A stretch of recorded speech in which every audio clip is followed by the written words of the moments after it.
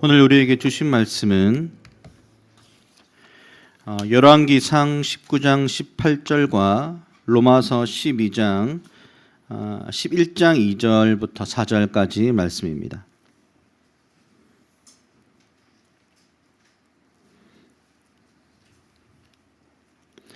열왕기상 19장 18절 말씀을 한 절이니까요. 다 같이 읽고 로마서도 우리 세 자리니까 다 함께 읽도록 하겠습니다. 우리 19장 18절 같이 읽겠습니다. 시작. 그러나 내가 이스라엘 가운데에 7,000명을 남기리니 다 바알에게 무릎을 꿇지 아니하고 다 바알에게 입맞추지 아니한 자니라. 그리고 로마서 11장 2절부터 4절까지입니다. 함께 읽도록 하겠습니다. 시작. 하나님이 그 미리 아신 자기 백성을 버리지 아니하셨나니 너희가 성경이 엘리야를 가리켜 말한 것을 알지 못하느냐. 그가 이스라엘을 하나님께 고발하되 주여 그들이 주의 선지자들을 죽였으며 주의 제단들을 헐어버렸고 나만 남았는데 내 목숨도 쳤나이다 하니 그에게 하신 대답이 무엇이냐. 내가 나를 위하여 바알에게 무릎을 꿇지 아니한 사람 7,000명을 남겨두었다 하셨으니. 아멘. 오늘 하나님 나라로 본 열왕기서 남은 자 공동체라는 제목으로 목사님 말씀 증거해 주시겠습니다.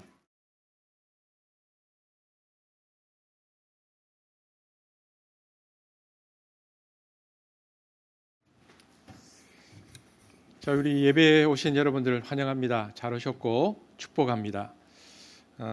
강대상이 뭐가 달라졌는지 혹시 아시는 분 계십니까?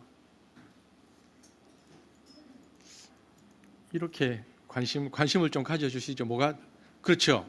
앞에 뭐라고 해야 됩니까?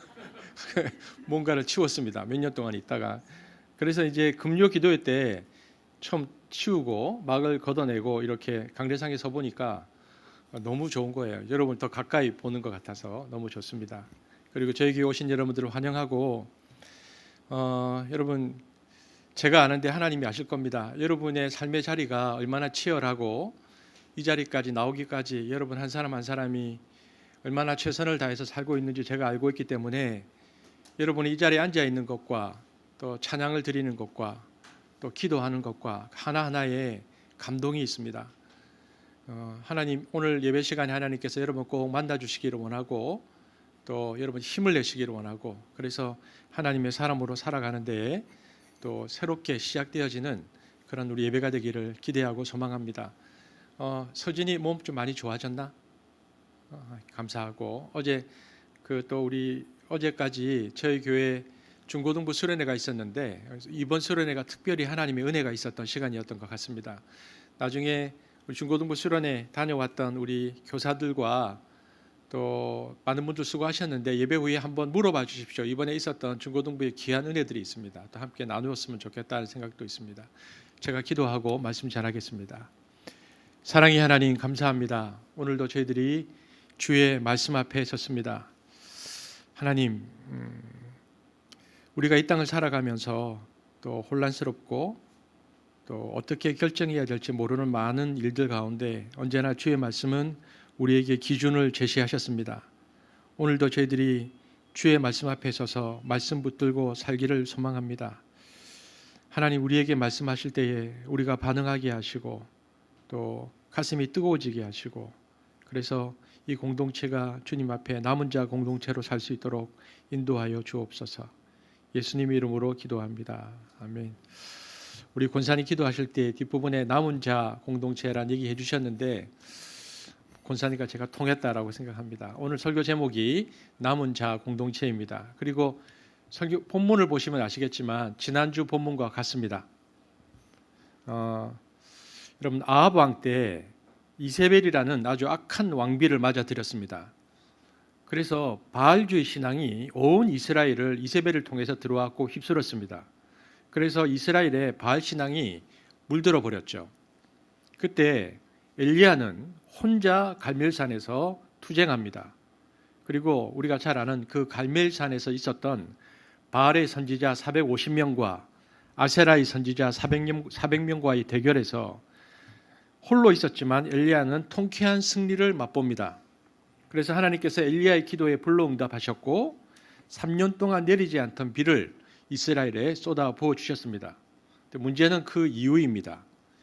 이 이야기를 듣고 나자 이세벨이 자신의 선지자들의 죽음을 전해 듣고는 엘리야를 죽이겠다고 협박했습니다. 너무 아이러니하게도 이토록 큰 승리를 경험했었던 엘리야였지만 이세벨의 이 위협의 소리 앞에 움츠러듭니다. 850명 이방 선지자들의 조롱과 야유에도 전혀 굴하지 않던 단단했던 엘리야가 이세벨의 너를 죽여버리겠다는 그 날카로운 한마디에 그만 생명을 포기하고 싶어할 만큼 큰 낭망에 빠지고 맙니다. 여러분, 성경을 보면 특별히 엘리야를 힘들게 했었던 것은 이때 그 누구도 아무도 이스라엘 백성이 엘리야의 편을 들지 않았다는 것입니다. 신변의 위협을 느낀 엘리야는 목숨을 보존하기 위해서 남유다의 남쪽 끝에 위치한 브엘세바로 도망을 갑니다. 우리로 따지면은 한 평양쯤에서 아예 남쪽 지방으로 도망을 간 것입니다. 엘리야는 홀로 광야길로 들어가서 로뎀 나무 아래에 앉아서 하나님께 하나님 저 죽여주십시오. 살 힘이 하나도 없습니다. 자신의 생명을 거둬달라고 하나님께 간구합니다. 시리에 빠져있는 엘리야를 하나님께서 어루만져 주시는데 먹여주시고 케어해 주시고 은혜로 낭망의 자리에서 일어날 수 있도록 엘리야에게 힘을 주십니다. 그래서 엘리야가 힘을 얻죠. 그래서 다시 40주 40야를 거쳐서 40일 동안 다시 왔던 길을 거슬러 올라가서 하나님의 산 호렙산에 이릅니다. 여러분, 당시 엘리야는 그렇다면 그 낭망의 자리에서 일어나서 40일을 거슬러 올라가서 어떤 마음으로 호렙산에 갔을까? 이 당시 엘리야는 이스라엘에게 더 이상 희망을 얻지 못했습니다. 절망적이고 비관적이었던 것 같습니다.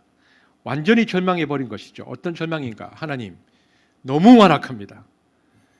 하나님을 너무나 배신합니다. 더 이상 이스라엘이 희망이 없다고 본 것입니다. 그래서 하나님이 모세에게 십계명을 준 그 시내산 동굴 그 자리에 딱 들어가서 모세가 하나님께 율법을 받은 그 자리에 들어가서 그 율법을 근거로 이스라엘을 엘리야가 고발했다고 되어 있습니다. 그것이 로마서 11장 2절이죠. 읽겠습니다. 시작. 하나님이 그 미리 아신 자기 백성을 버리지 아니하셨나니 너희가 성경이 엘리야를 가리켜 말한 것을 알지 못하느냐. 그가 이스라엘을 하나님께 고발하되 이렇게 되어 있습니다. 엘리야가 고발자로습니다. 고발했습니다. 하나님, 쟤네들 이제 이 백성이 심판받을 일밖에 없다고 생각해서 하나님 앞에 가서 고발하는 것입니다.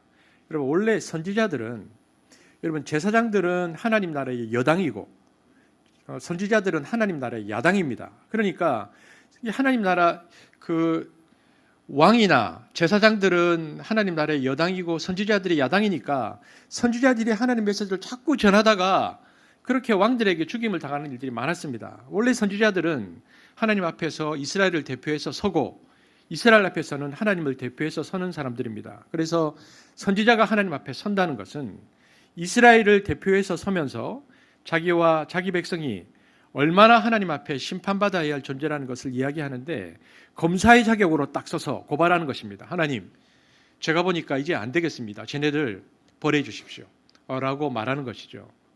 고발 내용은 무엇인가? 로마서 11장 3절입니다. 엘리야가 검사로 서서 하나님께 이렇게 고발합니다. 시작. 주여, 그들이 주의 선지자들을 죽였으며 나만 남았는데 내 목숨도 찾나이다 하니. 이렇게 절망적이고 비관적이 되어진 엘리야는 자기 백성은 이제 심판받아야 된다며 심판을 하나님께 호소하고 있습니다. 그런데 하나님 대답이 참 놀랐습니다. 그래 엘리야야, 내가 다 보았다. 이놈들 내가 봐도 너무한다. 이 범죄했으니까 다 심판하자. 이렇게 말씀하시고 엘리야에게 동의해 주셨는가 하는 것입니다. 그렇지 않습니다. 대신에 깜짝 놀랄 만한 대답을 엘리야에게 하십니다. 그것이 오늘 본문 4절입니다. 자, 함께 읽겠습니다. 시작. 그에게 하신 대답이 무엇이냐? 내가 나를 위하여 바알에게 무릎을 꿇지 아니한 사람 7,000명을 남겨 두었다 하셨으니, 하나님께서 검사로 서서 고발하고 있는 엘리야에게, 완전히 절망한 엘리야에게 이렇게 말씀하십니다. 엘리야야, 아직 절망적인 상황이 아니야. 너는 절망이라고 보고 있지만 나는 바알에게 무릎 꿇지 아니한 너와 같은 사람 몇 명이나 남겨두었지 않으냐? 7,000명이야. 내가 7,000명이나 남겨두었어 라고 말하는 것입니다. 여러분 7,000명은 상징적인 숫자입니다. 이 7이라는 것이 성경의 완전수이고요. 10도 완전수입니다. 그리고 100도 완전수입니다. 그러니까 의도적으로 그렇게 썼는데 이 모든 것의 곱하기 숫자이니까 하나님의 완전하심을 드러내는 것입니다. 하나님께서 엘리야에게 지금 이렇게 말씀하시는 것입니다. 엘리야야, 너는 지금 절망하고 있고 그들이 다 타락했고 그래서 심판받아야 된다고 말하지만 그러나 내가 하나님의 나라를 이 땅에 이루기 위하여 그 타락한 중에서도 남겨놓은 사람이 있어. 넌 그걸 아직도 모르느냐? 내 경륜은 너희를 멸망시키는 것이 아니고 마지막까지 남겨두는 거야. 그래서 너희들이 끝까지 하나님 나라를 살아내는 거야 라고 하나님께서 엘리야에게 말씀하시는 것입니다. 여러분 이것이 이사야 선지자는 어떤 예언으로 들어오는가? 밤나무 상수리 나무가 뱀을 당하여도 그 그루터기가 남아있다라는 예언으로 들어옵니다. 이사야서 6장 13절. 이사야도 이런 예언을 하는데요. 함께 읽겠습니다. 시작. 그 중에 10분의 1이 아직 남아있을지라도 이것도 황폐하게 될 것이나 밤나무와 상수리 나무가 뱀을 당하여도 그 그루터기는 이 땅의 그루터기가 하시더라. 그루터기니라 하시더라. 밤나무는 북이스라엘을 가르치고요. 상수리 나무는 남유다를 가리키는데 모든 남북 왕조가 무너지고 심판받는다 할지라도 하나님이 이스라엘을 완전히 멸망시키지 않는다. 무엇을 남기는가? 그루터기를 남긴다라고 말씀하고 있는 것입니다. 여러분 우리가 아는 대로 그 그루터기에서 이새의 줄기가 나오고 거기에서 다윗이 나오고 거기에서 메시아가 옵니다. 그리고 그 예언대로 마리아와 요셉을 통해서 다윗 가문에서 예수님이 들어오는 겁니다. 그리고 예수님이 그루터기가 되셔서 새로운 이스라엘, 하나님을 섬기는 오늘날 크리스찬 공동체, 남은 자 공동체를 빚어내시는 것입니다. 이것이 하나님께서 역사를 이어나가시는 방식입니다.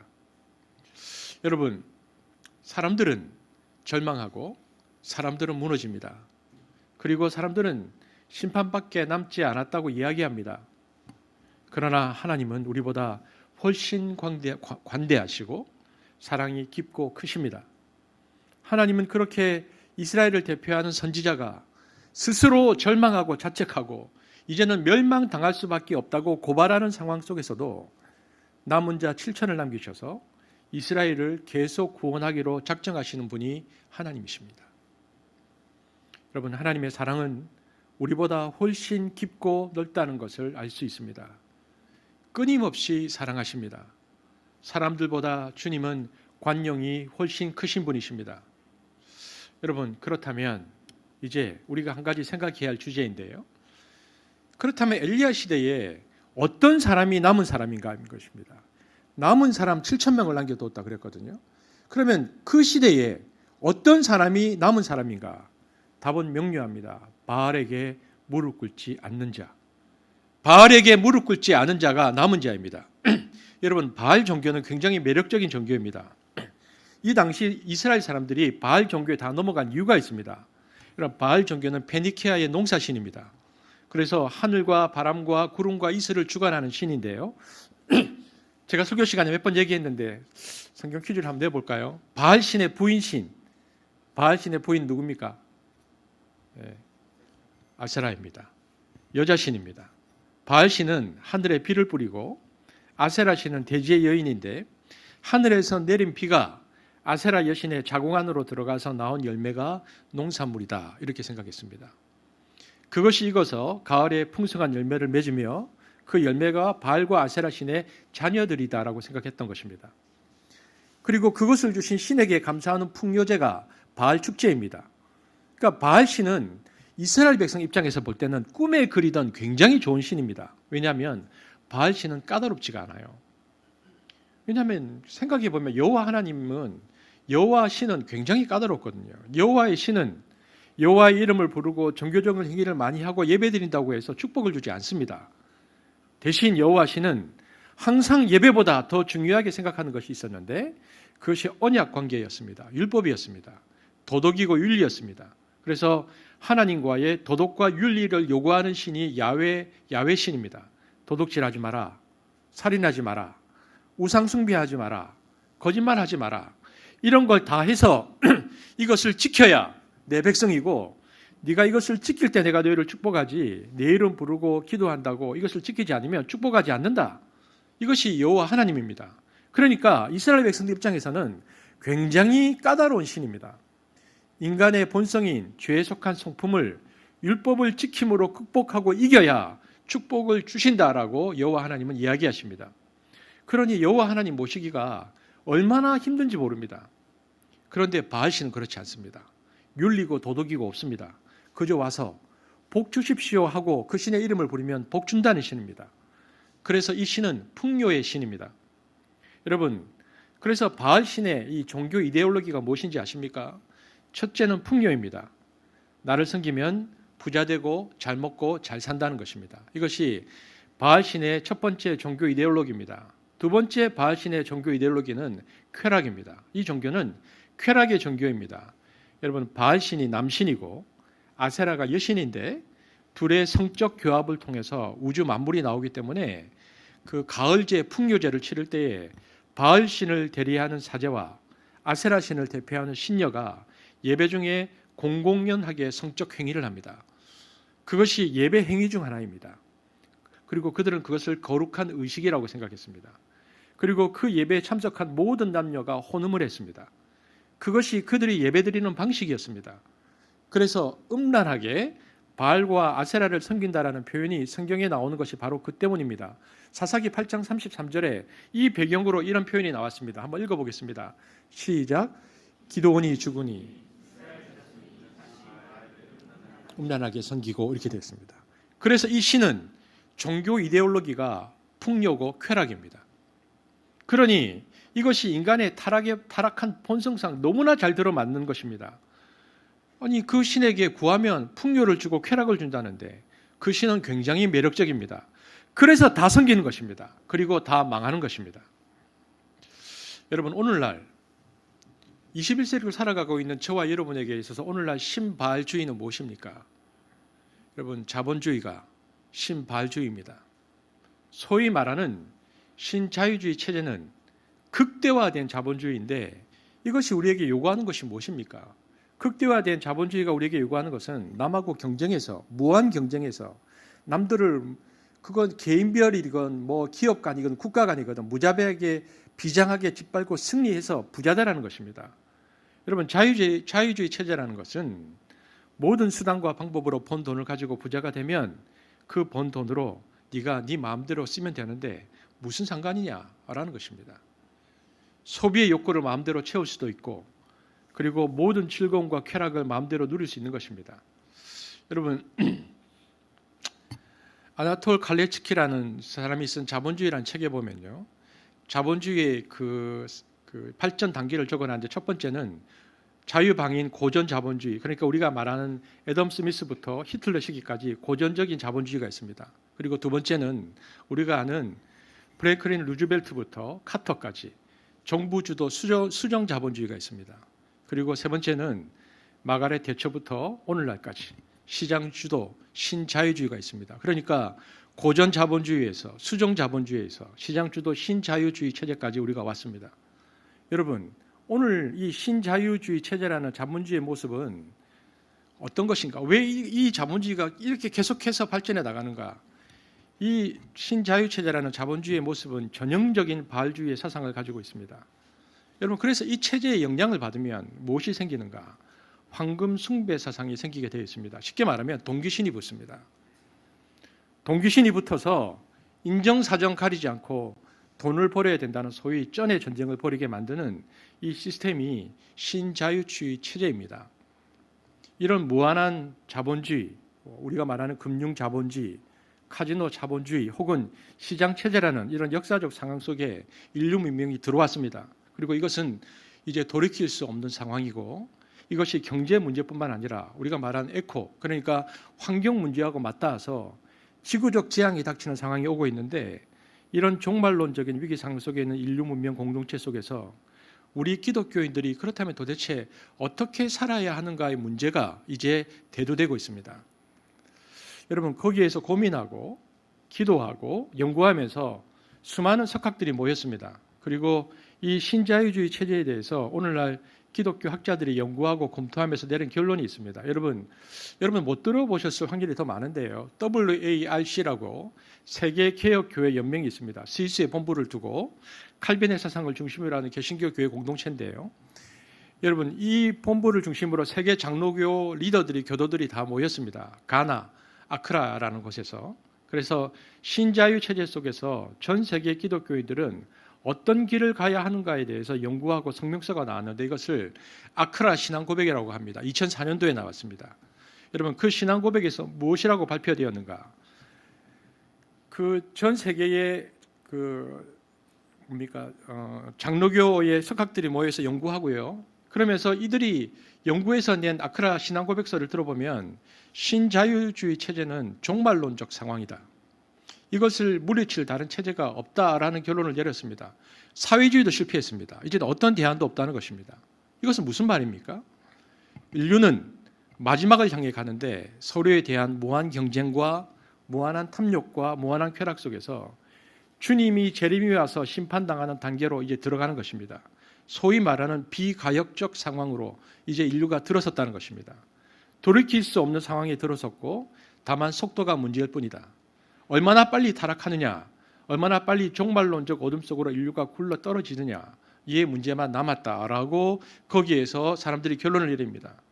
그래서 이 신자유주의 체제를 통해서 세계 경제는 가진 자와 가지지 못한 자로 더 나뉘어지고 중산층은 붕괴되면서 소수의 사람들이 더 많은 부자가 되어지고 대부분의 사람들이 더 많이 가난해지는 전 지구적 양극화 현상이 나오는 것입니다. 이것이 신자유 체제다라고 정돈했습니다. 그러니까 그 어중간한 사람들은 갈수록 더 고통이 심해진다는 것입니다. 이런 인류의 어두운 미래를 전망하게 하는 것이 저와 여러분이 살고 있는 신자유주의 체제입니다. 그리고 사람들은 그 가운데 무한 경쟁을 하면서 돈 벌기에 혈안이 되어 있는 소위 말하는 동기신이 잔뜩 달라붙은 황금 숭배주의자들이 되어지고, 그리고 거기에 성공한 사람들은 무한한 쾌락을 보상받는 신바알주의자가 되는 것입니다. 그래서 20세기, 21세기 문명은 바알주의다라는 진단을 내렸습니다. 제가 그래서 이것을 이렇게 설명할까 하다가 제가 그중에서 몇 구절만 그냥 읽어드리려고 제가 우리 승호 형제한테 그 몇 구절 따온 것만 좀 올려달라고 했습니다. 2004년에 아크라의 그 고백서인데요. 거기에 보면 연구서인데 이렇게 되어 있습니다. 제가 읽어드리겠습니다. 우리는 만약 우리가 신자유주의의 경제 세계화의 현 구조에 대해 침묵하고 행동하기를 거절한다면 우리의 신앙의 온전함이 위태롭게 된다고 믿는다. 그래서 우리는 이제 하나님 앞과 서로의 앞에 우리의 신앙을 고백한다. 우리는 우리 자신이 현 경제 체제의 소비주의와 경쟁적 탐욕, 이기주의의 문화에 사로잡혀 있음을 알고 있다. 이것이 자주 우리의 영성에까지 파고들어 있음을 알고 있다. 자, 그 다음에 제가 조금 빼고 또 부분 있습니다. 우리는 신자유주의의 자본주의와 절대적 계획 경제를 포함하여 그 경제 구조가 어떤 형태를 띠든지 간에 가난한 자와 연약한 자 그리고 모든 피조물이 생명의 풍성함을 누리지 못하도록 제외시킴으로써 그들과 계약을 맺으신 하나님에게 도전한 현 세계의 경제 질서를 거부한다. 그리고 또 조금 나가서 우리는 신자유주의 세계 시장 구조의 광포한 소비주의와 경쟁적 탐욕과 이기적 속성의 문화와 그 구조가 어떤 것이든 이것 외에는 대안이 없다고 주장하는 체제를 거부한다. 우리는 우리의 삶을 보존하게 하기 위해 하나님이 계약을 맺으시고 베푸시는 생명을 위한 살림의 경제가 하나님의 생각과 부합됨을 믿는다. 그리고 뒷부분에 가면 우리는 경제란 공동체에 속한 모든 사람들의 존엄성과 복지를 위해 봉사하는 것이며 그것은 창조 세계가 유지되는 범위 내에 존재해야 한다고 믿는다. 우리는 만몬을 거부하고 하나님을 택하도록 부름받고 있고 우리의 신앙 고백은 하나님에 대한 복종의 힘을 믿는다. 이것이 2004년도에 나왔던 아크라 신앙 고백서입니다. 여러분 생각해 보십시오. 여러분은 어떤 사람이 좋은 그리스도인이라고 생각하십니까? 그 사람의 개인 윤리가 바르고 깨끗한 사람, 물론 좋은 그리스도인이 맞습니다. 그러나 그것뿐만 아니라 정말 좋은 그리스도인은 윤리와 개인 윤리가 깨끗한 사람일 뿐만 아니라 그 시대의 문명과 문화가 어느 방향으로 가고 있는지를 볼 수 있고 그것이 성경이 어긋난 것이면 거절할 수 있는 생명력을 가진 사람이 참된 그리스도인입니다. 그래서 참다운 기독교인은 개인 윤리뿐 아니라 사회 윤리와 문명에 대한 비판적 시각을 가질 수 있어야 합니다. 그래서 사도 바울은 로마서 12장 1, 2절에서 우리에게 무엇이 참된 예배인가라고 이렇게 정의합니다. 함께 읽겠습니다. 시작. 그러므로 형제들아 내가 하나님의 우리 영상을 보고 계시는 분들도 아마 예배 드리고 계실 텐데 다 함께 한번 읽겠습니다. 시작. 그러므로 형제들아 너희 몸을 하나님이 기뻐하시는 거룩한 산 제물로 드리라. 이는 너희가 드릴 영적 예배니라. 우리의 삶이 거룩한 제사가 되도록 예배가 되게 하라 이야기해 놓고는 어떤 삶이 거룩한 예배의 삶인가라고 얘기하고 있는데 뭐라고 얘기합니까? 읽겠습니다. 시작. 너희는 이 세대를 본받지 말고 오직 마음을 새롭게 함으로 변화를 받아 하나님의 선하시고 기뻐하시고 온전하신 뜻이 무엇인지 분별하도록 하라. 이 세대를 무비판적으로 그냥 따라가는 자들은 거룩한 삶의 예배를 드리지 못하고 다 죽는다는 얘기입니다. 사도 바울의 얘기가. 자기의 삶을 하나님 앞에 거룩한 산 제사로 드리지 못한다는 것입니다. 그 삶이 더러운 제사가 된다는 것입니다. 그래서 거룩한 산 제사가 되기 위해서는 이 시대의 풍조를 예리하게 살펴보고 이 시대의 풍조를 내가 동의하고 쫓아갈 것인가 아니면 거절할 것인가에 대하여 판단을 내리고 결단을 내려야 한다. 이것이 사도 바울이 말하는 참다운 성도의 삶이라는 것입니다. 아크라 신앙고백서뿐만 아니라 한국 목회자협의회에서도 이 부분을 두고 내부 토론회가 있었습니다. 그리고 그 안에서 어떤 결론이 내려졌냐 하면 비슷했는데요. 이 체제는 성경에서 말하는 어둠이 오고 악한 사탄의 세력이 들어오는 마지막 시스템이 아니겠는가라고 의견이 모아졌습니다. 그렇다면 이것을 전반적으로 돌릴 수 있는 방법이 없다면 이제 주님께서 마지막 재림으로 종말의 상황이 올 때 마지막 주님을 맞이하는 인류의 시스템이 이제 신자유주의 체제라면 돌릴 수 없다면 우리는 어떤 방법이 있을까? 무엇밖에 남지 않았는가? 남는 방법은 하나입니다. 이제는 끝까지 투항하지 않고 남아서 저항하는 것밖에 없습니다. 성령의 능력에 힘입어서 이 시대의 흐름을 거스르기로 작정해서 거꾸로 물결을 차고 올라가는 그런 살아있는 그리스도인이 되어야 한다는 것입니다. 생명력을 상실하고 시대의 풍조에 그냥 떠밀려가서는 안 된다는 것입니다. 도전하고 저항하고 그것이 아니라고 외치고 소수라도 남아서 그 힘을 모아야 한다는 것입니다. 여러분, 교회는 성령으로 충만하게 되어져서 그래서 이 시대의 풍조에서 마지막으로 저항하는 보루가 되어야 사단의 세력에 넘어가지 않고 바알주의에 무릎 꿇지 않게 되어집니다. 엘리야 시대의 엘리야처럼 끝까지 바알주의와 투쟁하는 그리스도인들이 필요할 때입니다. 이런 것이 우리들의 21세기 문명에 대한 기독교인의 성찰이라고 할 수 있습니다. 여러분, 성경을 읽어보면 인류 문명에 대해서 성경은 비관적이라는 것을 발견할 수 있습니다. 요한계시록을 읽어보면 인류가 마지막까지 잘 살고 문명이 발달해서 유토피아를 이룬다 그런 구절이 없습니다. 세대주의자들이나 그런 얘기를 하지. 인류의 마지막은 무서운 재앙과 심판으로 끝난다라고 성경은 말합니다. 전 지구적인 재앙이 온다는 것입니다. 그러니 인류의 미래가 낙관적일 것이라는 장밋빛 그림을 그릴 이유가 없습니다. 왜? 성경이 그렇게 얘기하고 있으니까. 문제는 비관적으로 보되 우리가 패배주의자는 되지 말자는 것입니다. 비관적이되 끝까지 싸우는 사람이 되자는 것입니다. 우리가 승리할 것이라 생각은 못하지만 역사 안에서 우리는 계속해서 밀리고 또 밀리고 뒤로 후퇴할 수밖에 없지만 이제 싸우면서 후퇴하자는 것입니다.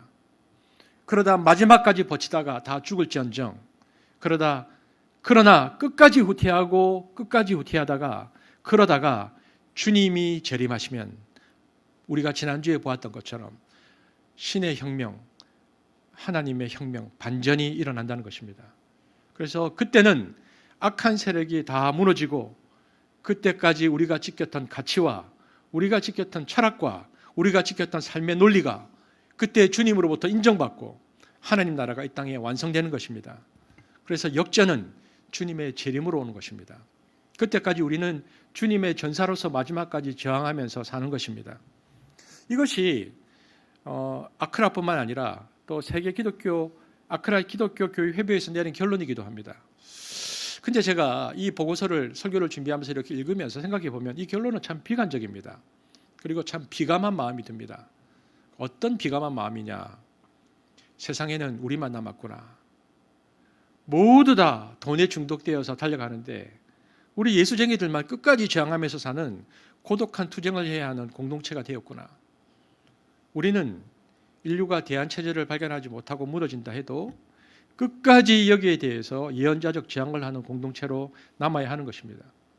여러분, 저와 여러분이 정말 하나님의 남은 자가 된다면 그래서 어떻게 해야 된다는 것입니까? 신앙 고백을 하되, 우리가 예배 때 일어나서 사도신경으로 신앙 고백을 했잖아요. 신앙 고백을 하되 그 신앙 고백을 어떻게 해야 되는가? 이 시대의 문명에 맞추어서 안티테제를 갖추어야 한다는 것입니다. 여러분, 그럼 이 시대의 태제가 무엇입니까? 이 시대의 모든 사람이 추구하는 것이 무엇입니까? 오늘날 얼마나 많은 사람들이 돈을 벌고 쾌락을 추구하며 삽니까? 돈과 쾌락입니다. 여러분, 리차드 포스터가 그 얘기를 했잖아요. 하나님을 대신하는 오늘날 세계의 돈, 섹스, 권력. 여러분, 이것이 이 시대의 태제입니다. 오직 돈, 오직 정보, 오직 지식, 오직 권력입니다. 그러면 여기에 대해서 우리 그리스도인이 가져야 할 구호가 무엇인가? 1517년 종교개혁자들이 부르짖었던 그 구호입니다. 오직 믿음, 솔라 피데. 오직 은혜, 솔라 그라티아. 오직 말씀, 솔라 스크립투라. 오직 믿음, 오직 성령의 은혜로, 오직 하나님의 말씀으로. 그러니까 오직 돈, 오직 지식, 오직 권력 앞에서 우리는 오직 믿음, 오직 은혜, 오직 말씀. 이것이 저와 여러분의 남은 자로서의 이 시대의 신앙의 고백이 되어야 하는 것입니다. 이 시대의 모든 사람이 살겠다는 그 가치에 대해 저항을 하고 거기에 대해서 반대되는 가치를 높이고 거기에 헌신하기로 결단을 내리는 이런 사람들이 이 시대의 남은 자들입니다. 여러분, 그래서 돈을 우상숭배하지 말아야 합니다. 돈을 우상숭배하지 않는다는 것이 돈을 벌지 않는다는 의미가 아닙니다. 돈을 벌더라도 우상처럼 바라보지 말자는 것입니다. 돈을 벌고 그 돈을 사용할 때 주님의 뜻대로 사용하자는 것입니다. 하나님의 사랑과 정의와 평화에 합당하게 사용하고 세계와 인류 앞에 구원의 수단으로서 우리가 돈을 관리하고 사용해야지 돈 자체를 우상 숭배하고 돈이 주는 욕망과 돈이 주는 환상의 노예가 되지 말자는 것입니다. 여러분, 이런 의식을 갖고 있는 사람들은요, 직장 가서 돈을 벌더라도, 사업장에 가서 돈을 벌더라도 다릅니다. 이 사람들은 먼저 기도합니다. 주님께 은혜를 구합니다. 주님, 제가 이 사업과 이 직장에 있는 것 주님의 영광을 위해서 서는 자리입니다. 단순히 먹고 살기 위해서 제가 오늘 이 자리에 나오지 않았습니다. 주님, 주님의 뜻에 따라 주님이 주시는 돈을 관리할 수 있는 능력을 내게 주십시오. 돈에 사로잡히지 않게 해주십시오. 성령이 나를 지배해 주십시오라는 진실한 기도가 있고 그 자세를 가지고 비즈니스를 하고 직장 생활을 합니다. 저는 한시배속회에 있는 우리 성도들이 하나님 앞에 이 마음으로 매일 아침 나아가기를 축복합니다. 오늘날 이러한 그리스도인들이 필요합니다. 물질을 하나님께 드리는데 마음을 다하여 하나님의 뜻을 위해 쓸 수 있는 사람이 되어야 합니다. 여러분, 생각을 잘 해보십시오. 사도 바울도 로마서 12장 1절에서 참된 예배에 대해서 말했는데 주님은 우리의 입술 고백만 보고 마음의 믿음의 고백이 옳다 그르다 판단하지 않으십니다. 입술로는 립서비스를 얼마든지 사람에게나 하나님께 할 수 있습니다. 이런 관점에서 어떤 학자는 이런 이야기를 했는데요. 하나님은 관념론자가 아니다. 즉 우리 입술이나 마음의 생각을 보고 우리를 좋은 그리스도인이라고 판단하지 않는다는 말입니다. 그러면서 이런 말을 했습니다. 주님은 결코 타락한 인간이 물질을 지배할 수 있다고 생각하지는 않으신다. 그러나 보물이 있는 곳에 내 마음이 있다고 하셨다. 이 말은 역으로 생각해보면 인간의 마음은 물질에 지배당하는 존재라는 것을 하나님은 아신다는 것이다. 여러분, 하나님은 인간이 물질에 지배당하는 연약한 존재라는 것을 아십니다. 그러나 여러분, 거듭나면 어떻게 됩니까? 바뀝니다. 성령이 역사하시면 바뀌는 것입니다. 죄를 짓고 나면 그 다음 어떻게 됩니까? 물질을 다스리는 사람이 됩니다. 오순절날 성령이 임하고 모든 사람이 물질을 나누었던 그 상징을 우리에게 주신 이유는 인간은 물질에 지배받을 수밖에 없는 존재이지만 성령이 임하면 바뀐다는 것입니다. 여러분, 그 사람이 물질을 다스리는 사람인지 물질을 우상숭배하는 사람인지 어떻게 알 수 있습니까? 간단합니다. 그 사람의 행위를 보면 압니다. 그래서 주님께서는 우리의 입술 고백이나 마음의 상태를 보고 우리의 믿음을 판단하는 것이 아니라 행위의 열매를 보고 겉으로 드러난 행동과 열매를 보고 우리의 믿음을 판단하신다 말씀하십니다. 여러분, 하나님은 관념론자가 아니십니다. 그것을 보여주는 구절이 마태복음 7장입니다. 마태복음 7장 15절에서 19절 세 번역으로 우리가 한번 같이 읽겠습니다. 함께 읽겠습니다. 시작. 거짓 예언자들을 살펴라. 그들은 양의 탈을 쓰고 너희는 그 열매를 보고 그들을 알아야 한다. 가시나무에서 어떻게 포도를 따며 엉겅퀴에서 어떻게 무화과를 딸 수 있겠느냐. 이와 같이 좋은 나무는 좋은 열매를 맺고 나쁜 나무는 나쁜 열매를 맺는다. 좋은 나무가 나쁜 열매를 맺을 수 없고 나쁜 나무가 좋은 열매를 맺을 수 없다. 좋은 열매를 맺지 않는 나무는 찍어서 불 속에 던져진다. 그래서 20절에 이렇게 말씀하십니다. 결론이죠. 시작. 이러므로 그들의 열매로 그들을 알리라. 여러분, 주님은 무엇을 보고 우리의 신앙을 판단하시겠다고 말씀하십니까? 행위의 열매로 판단하시지 입술 고백이나 마음의 생각을 들여다보시고 좋은 그리스도인이라고 판단하지 않으신다는 것입니다. 주님은 훨씬 철저하게 현실적인 분이십니다. 너희들 입술, 너희들 마음, 그건 너 생각이고 네 말이고 나는 네가 어떻게 행동하는 것을 보고 네 믿음을 판단하시겠다고 얘기하신다는 것입니다. 인간이 관념의 허위를 가지고 얼마나 자신을 속일 수 있는지를 꿰뚫어 보시는 분이 하나님이십니다. 우리 주님은 그래서 속지 않으십니다. 우리의 생각에 속지 않고 우리의 마음에 속지 않으십니다. 주님은 철저히 우리의 행위를 보고 우리를 판단하십니다. 그래서 마태복음 7장 21절에서 23절에 무엇이라고 하십니까? 우리 한번 다 같이 읽겠습니다. 시작. 나더러 주님 주님 하는 사람이라고 해서 다 하늘나라에 들어가는 것이 아니다. 하늘에 계신 내 아버지의 뜻을 행하는 사람이라야 들어간다. 그날에 많은 사람이 나에게 말하기를 주님 주님 우리가 주님의 이름으로 예언을 하고 주님의 이름으로 귀신을 쫓아내고 또 주님의 이름으로 많은 기적을 행하지 않았습니까? 할 것이다. 그때 내가 그들에게 분명히 말할 것이다. 나는 너희를 도무지 알지 못한다. 불법을 행하는 자들아 내게서 물러가라. 여기서 주님이 아주 이상한 말씀을 하신 것이죠. 주님은 무엇을 인정해 주시지 않습니까? 여기 보니까 뭘 인정해 주지 않습니까? 예수를 믿는데 그 고백을 종교적 형태로만 하는 것은 인정하지 않겠다는 것입니다. 오늘날 종교적 형태로 이들이 무엇을 했습니까? 보니까 기적도 행했습니다. 귀신도 쫓았습니다. 주여 주여 하면서 예언도 했습니다. 그런데 주님은 너희들이 신앙의 고백을 종교적 형태로만 했느냐? 난 거기에 속지 않겠다. 난 너희들의 신앙 고백을 종교적 형태로 하는 것에 속지 않는다. 그것을 보고 너희 신앙이 좋다고 판단하지 않겠다는 것입니다. 여러분, 그런데 우리는 속습니다. 스스로. 우리는 내가 기도를 많이 하면 내가 영성이 깊은 사람인 것처럼 스스로 속습니다. 내가 찬양을 열심히 하면 내가 신앙의 열정이 탁월한 사람이라고 스스로 착각합니다. 예배 열심히 참석하면 좋은 그리스도인이라고 속습니다. 특별히 한국은 어떤가? 새벽 예배 참석하면 나는 다른 사람보다 신앙이 더 좋다 스스로 생각합니다. 그러나 주님은 결코 그것으로 우리 신앙을 판단하지 않으신다고 말씀하십니다. 그러면서 주님은 무엇으로 우리 신앙을 판단하시는가?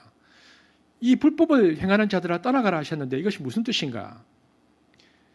종교적 영역에서뿐만 아니라 네가 일반적인 영역에서도 의를 행하는가 그렇지 않는가를 보고 판단하시겠다는 것입니다. 종교적 형태로만을 보고 내가 너를 판단하지 않겠다. 물론 우리는 종교적 형태로 하나님께 신앙 고백을 드립니다. 그것은 그리스도인으로서 마땅한 태도입니다. 하지만 근본적으로 우리가 어디까지 가야 우리의 이 신앙 고백이 온전해지는 것인가? 종교적 영역에서 일상의 영역까지. 안 믿는 사람과 똑같이 비즈니스하고 똑같이 직장생활하고 똑같이 사회생활하는 그 부분에서 불법을 행하지 않고 의를 행해야 주님이 인정하는 열매 맺는 신앙이지 일반적인 부분에서 세상 사람들과 똑같이 살면서 교회 와서 예배나 열심히 드리고 찬송 부른다고 주님이 속지 않는다라고 말씀하신다는 것입니다. 그런데 우리는 속습니다. 내가 열심히 기도하고 열심히 예배 참석하면 내가 믿음이 좋은 사람이라고 착각합니다. 하지만 주님은 그렇게 보지 않는다는 것입니다. 여러분, 여기에 정말 착각을 잘하는 사람이 누군지 압니까? 목사입니다. 제가 그 착각을 정말 잘합니다. 목사는 매번 바른 말을 해야 되잖아요. 설교를 통해서. 그리고 바른 말을 할 때는 여러분 바른 말만 하면 되겠습니까? 그래도 바른 말을 할 때는 자기 감정이나 그 의지가 이입이 돼야 그 말에 힘이 있잖아요. 그래서 설교할 때는 제가 이렇게 강대상에 있을 때는 바르게 살기로 결심도 합니다. 하나님 오늘 이 설교를 하는데 제가 이렇게 살겠습니다. 아침에 열심히 기도하고 주님 이렇게 살겠습니다. 결심도 하고서 제가 설교를 합니다. 그리고 설교할 때는요, 성령께서 또 저를 쓰십니다. 나를 보고 쓰는 게 아니고 교인들을 보고 공동체를 보고 써주시는 것이죠. 그래서 성령의 감동과 은혜가 예배 시간에 옵니다. 그래서 저는 촛불 하나 들고 섰는데 기름이 부어져서 가지고 확 불꽃이 탈 때도 있습니다. 뜨거워지고 은혜가 있고 성령이 충만해지기도 합니다. 그리고 여러분, 그때 나오는 확신은 굉장한 감화력을 끼치고 은혜가 되어지고 자기 자신도, 사실 설교하는 저도 굉장한 은혜를 받을 때가 있습니다. 이게 문제입니다. 강대상 위에서 주시는 하나님의 은총은 내려와서 생활 속에서 행하는 삶과 상당한 차이가 있다는 것입니다. 그건 평상의 신앙이고 이것은 하나님이 특별하게 교회를 위해 쓰실 때 임하는 신앙이거든요. 그런데 이걸 모르면 안 된다는 것입니다. 여러분, 강대상에서는 모세도 되고 바울도 됩니다. 모세 이야기하고 바울 이야기할 때는 모세나 바울처럼 성령으로 감동을 주셔서 쓰시니까 그때는 됩니다. 말하고 있을 때는. 그런데 내려와서는 모세도 바울도 아니고요. 그냥 김동인입니다. 그래서 강대상에 있을 때와 내려왔을 때 자기의 신앙의 차이를 알고 그것을 겸허하게 받아들이고 정직하게 하나님 앞에 서야 하는 것입니다. 그런데 강대상에 있는 내 신앙에 내가 착각해서 그것을 내 신앙으로 알고 심지어는 나도 착각하고 성도들도 착각할 수 있습니다.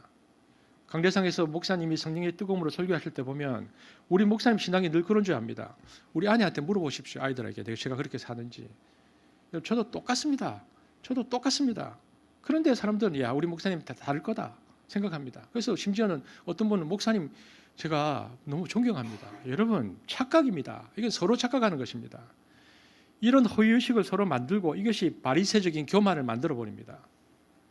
공개석상에서 하나님이 기능적으로 사용할 때 주시는 은혜와 일상적인 내 신앙의 편차를 인정하고 그 간격을 줄여 나가려고 애를 쓰는 진정성을 가지고 살 때 신앙성에 진정성이 있는 것이고 위선을 극복하는 것이지, 이 두 가지를 구별하지 못하고 살면 문제가 있습니다. 목사가 강대상에서의 신앙을 내려와서도 자기의 평상의 신앙으로 착각하면 환자입니다. 어떻게? 여러분, 목사로서의 생활을 하다 보니, 그래서 저는 이제 제가 2000년 4월 달에 목사가 되었거든요. 그러니까 지금 이제 한 23년째 목사로 살고 있는데, 목사로서 제가 생활하다 보니까 제가 이제 무엇과 싸워야 하는지 좀 보입니다. 강대상의 나와 일상의 나를 구분하고 허위의식에 빠지지 말고 그 편차를 줄이기 위해서 정직한 노력을 해야 되겠다. 내가 그렇게 살아야 되겠다. 이제는 제가 느끼는 것입니다. 그래서 성경을 가르치거나 도덕적 교훈을 주는 입장에 있는 사람들은 그 헤아림을 먼저 나에게 하는 노력을 해야 됩니다. 주님이 그것을 우리에게 가르쳐 주신 것입니다. 우리는 그래서 마태복음 7장에 주목해야 됩니다. 마태복음 7장 21절 한번 다시 읽어보겠습니다. 시작. 나더러 주여 주여 하는 자마다 다 천국에 들어갈 것이 아니요 다만 하늘에 계신 내 아버지의 뜻대로 행하는 자라야 들어가리라. 이렇게 말씀하시는 것입니다. 네가 백날 예수 믿는다고 말해봐라. 예수님이 날 위해 죽었니 살았니 백날 말해봐라. 그런 것으로 구원받는가? 우리는 이 말씀을, 예수님이 지금 우리를 향하여 강하게 말씀하시는 것을 알아야 합니다. 그래서 주님은 이렇게 말씀하십니다. 마태복음 7장 24절에서 27절인데요. 함께 읽겠습니다. 시작. 그러므로 누구든지 나의 이 말을 듣고 행하는 자는 그 집을 반석 위에 지은 지혜로운 사람 같으리니 비가 내리고 창수가 나고 바람이 불어 그 집에 부딪히지 아니하냐니 이는 그 주추를 반석 위에 놓은 까닭이요 나의 이 말을 듣고 행하지 아니하는 자는 비가 내리고 창수가 나고 바람이 불어 그 집에 부딪힘에 무너져 그 무너짐이 심하더라. 7장 28절 29절 읽겠습니다. 시작. 예수께서 이 말씀을 마치시니 무리들이 그의 가르치심에 놀라니 이는 그 가르치는 것이 권위 있는 자와 같고 그들의 서기관들과 같이 아니함일러라. 예수님의 가르침을 사람들이 놀라워했다라고 되어 있습니다. 왜? 당시의 지도자처럼 말하지 않았기 때문입니다. 오늘날 목회자들은 또 오늘날 사람들은 교회 와서 예배 잘 드리고 봉사 잘하면 좋은 신앙이라고 지켜 세웁니다. 여러분, 그렇지 않다는 것입니다. 예수님은 그렇게 가르치지 않았다는 것입니다. 당시의 종교 지도자들처럼 그것이 구원받는 신앙이라고 가르치지 않았다는 것입니다. 주님의 가르침은 생각해 보면 우리에게 일종의 충격을 줍니다. 무엇입니까? 나는 그것으로 너희를 인정하지 않겠다. 아무리 교회를 다녀봐라. 중요한 것은 너희들이 종교적인 영역에서뿐만 아니라 일반적인 영역에서 그 일을 행하라. 일반적인 영역에서 하나님 나라의 가치를 실현하라. 끊임없이 너의 삶의 자리에서 공평과 정의와 평화를 추구할 것인가를 고민하고 살아가라. 새벽 예배 열심히 나온다고 믿음 좋다고 나는 속지 않는다. 여러분, 일상생활에서 비종교적 영역에서 어떻게 하나님의 정의와 평화와 사랑을 이루는 열매를 내가 살고 있는가? 주님은 그것으로 우리를 판단하시겠다는 것입니다. 그래서 우리가 우리의 신앙을 그렇게 살펴보아야 하는 것입니다. 이 권세 있는 가르침이 우리 안에 남아야 합니다. 이 기준에 따라서 신앙생활을 해야 우리가 이 시대의 남은 자가 될 수 있는 것입니다. 자칫하면 그것을 생각하지 않고 종교적 영역 안에서 우리가 열심히 신앙생활을 하는 것으로 만족하면 예배 잘 드리는 바알주의자가 될 수 있습니다. 우리가 남은 자 반열에 서려면 우리의 일상의 삶을 정화하는 노력을 해야 하는 것입니다. 여러분, 이것을 우리에게 적용하면 이런 것입니다. 먼저는 예배의 소중함을 아는 것입니다. 여러분, 우리가 이렇게 함께 드리는 예배는 굉장히 소중한 가치입니다. 그런데 여러분, 함께 드리는 예배가 소중한데 여러분, 이 예배를 왜 드립니까? 여러분, 우리가 왜 예배를 드리죠? 여러분, 그걸 알아야 합니다. 우리가 왜 함께 예배를 드립니까? 혼자 예배를 드리지 않고.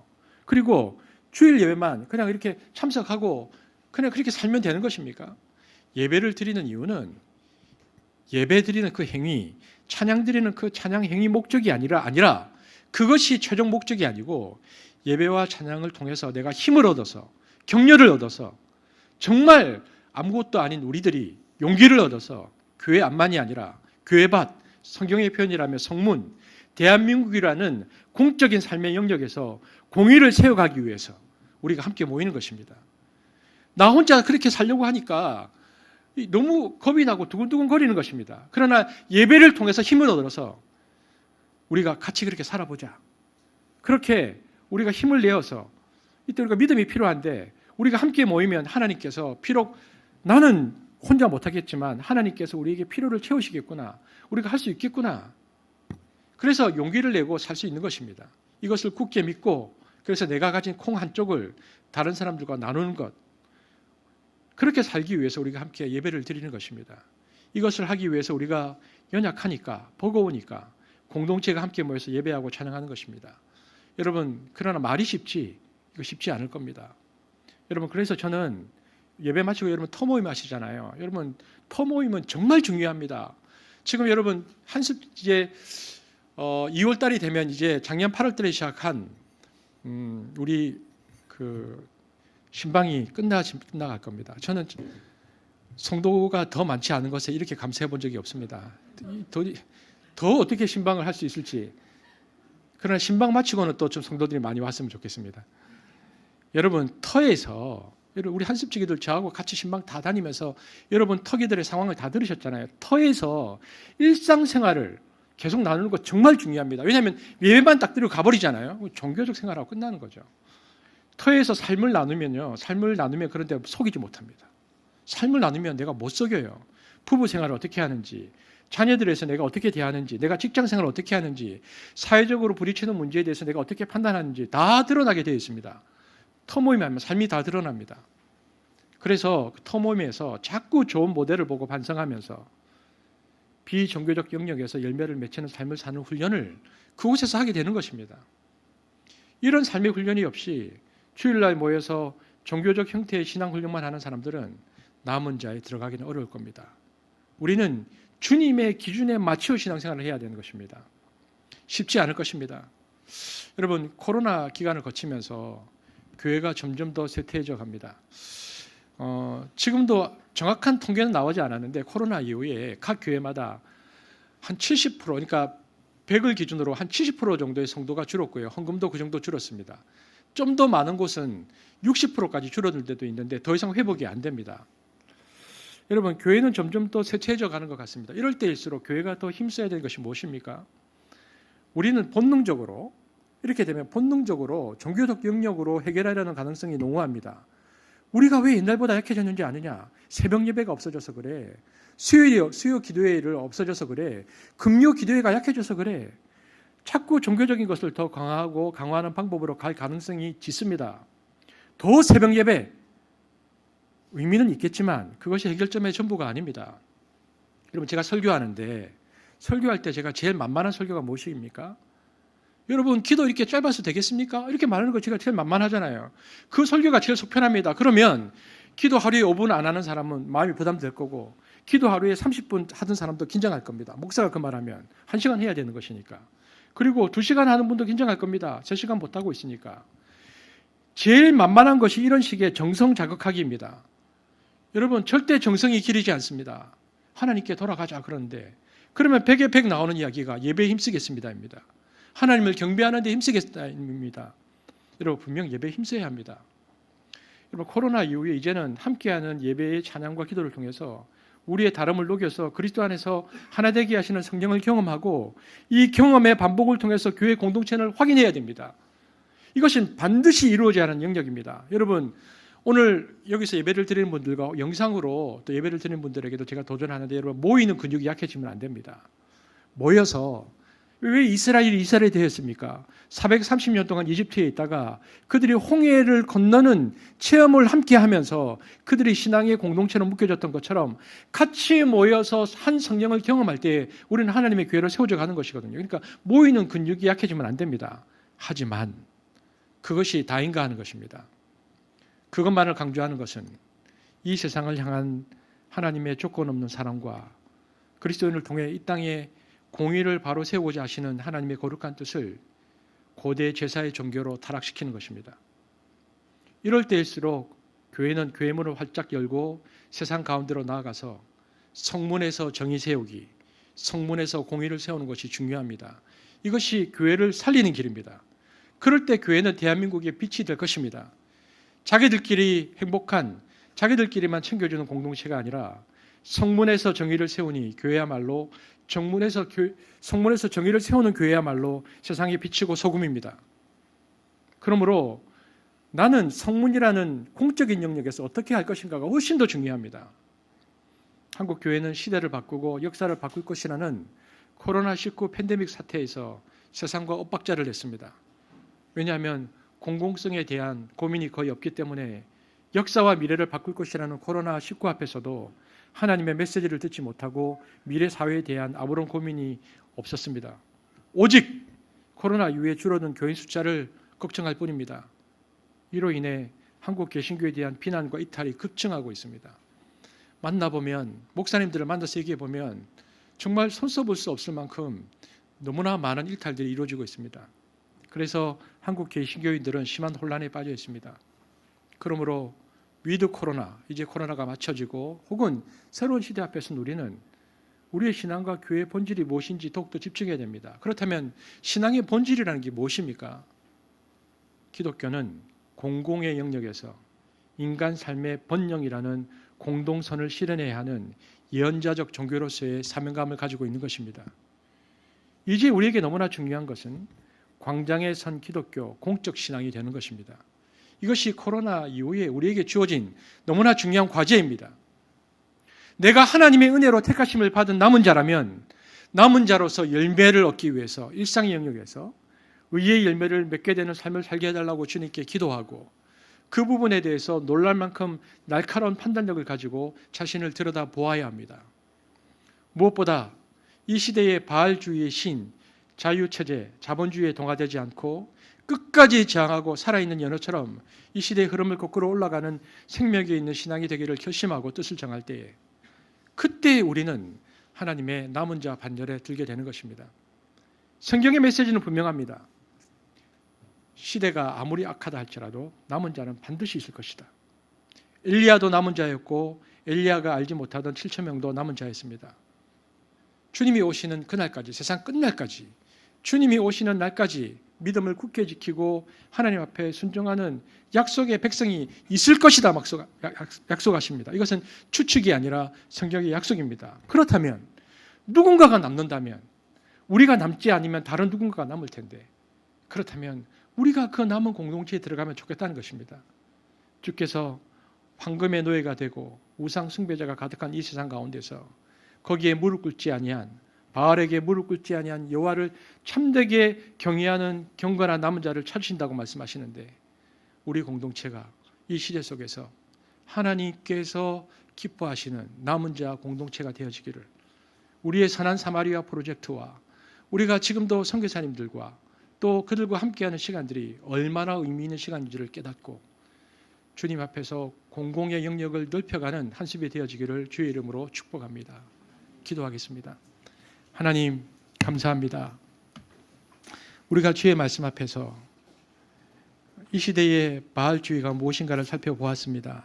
하나님의 남은 자 공동체로서 그러나 세상이 우리를 알아주지 않는다 할지라도 그러나 세상이 우리를 모른다 할지라도 하나님 앞에서 작은 소망을 가지고 매일 일상의 영역에서 정직하게 하나님 나라를 살아가는 하나님의 사람이 될 수 있도록 축복하여 주옵소서. 하나님 이곳에 직장과 또 사업을 하시는 우리 형제들이 있습니다. 하나님 그들이 힘을 내게 하시고 하나님 앞에서 이 분명한 가치를 가지고 자본이 중요하지만 거기에 노예되지 않고 하나님의 나라와 영광을 위하여 살아가는 하나님의 사람이 될 수 있도록 그리고 한습에 속해 있는 모든 성도들이 우리가 헌금 기도할 때마다 드리는 기도처럼 물질이 필요하지만 그러나 물질을 넘어선 하나님의 사람들이 될 수 있도록 축복하여 주옵소서. 감사를 드리며 예수님 이름으로 기도합니다. 아멘.